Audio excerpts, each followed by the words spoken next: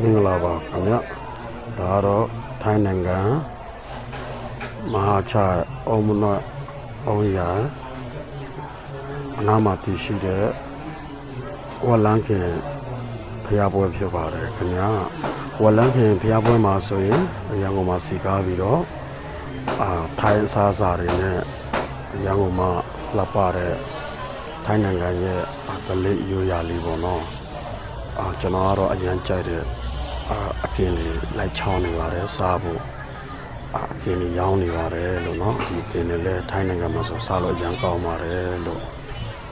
ဟုတ်ကဲ့ပါအလဲလာမယ်ဆိုရင်ကျွန်တော်တို့အောင်မလဲအောင်ရိုင်နားမှာရှိတဲ့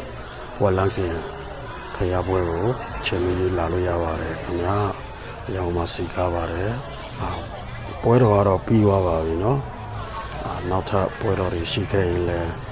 လာလဲဖို့ဖိတ်ခေါ်ပါတယ်မဟာချိုင်နဲ့လည်းနေတယ်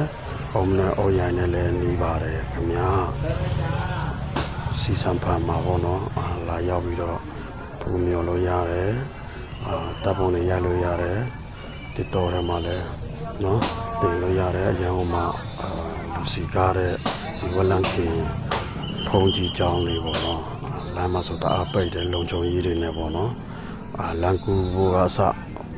ဆဆရရလောက်ပြီးနေပါတယ်နော်လုံခြုံရေးတွေနဲ့ပါတယ်နဲ့ပေါ့နော်ဟုတ်ကဲ့ပါထိုင်းနိုင်ငံမှာနေထိုင်ကြတဲ့ညီကိုမောင်နှမတွေအားလုံးအလဲလာဖို့လည်းဖိတ်ခေါ်ပါတယ်ကျွန်တော်တို့နဲ့သူပျော်ပျော်ပါပါလေးနော်ပင်ပန်းနေသမျှကိုတနေတာပန်းဖြေဖို့အလဲကြီးတွေလာဖို့ဖိတ်ခေါ်ပါတယ်ဥဆိုတာ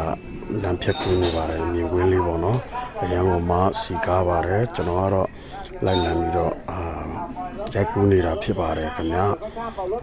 တော်လန်ယူကိုလည်းတွေးမအေးကြပါနဲ့နော်ကားရှိတယ်အဲ့ဒီကားကတော့အထဲမှာရှိတဲ့ဖျားတွေလိုက်ပို့ပါတယ်ခင်ဗျစီလို့ရပါတယ်နော်အထဲမှာရှိတဲ့ဖျားတွေကြံပါသေးတယ်လိုက်ပို့တဲ့ကားပေါ့နော်လာရောက်ပြီးတော့အလဲပတ်လေးလာဖို့ဖိတ်ခေါ်ပါတယ်ခင်ဗျလူဝင်လန်းလူထွက်လန်းပေါ့နော်ရန်ကုန်မှာစီကားတဲ့နေရာတစ်ခုလေးဖြစ်ပါတယ်အားလုံး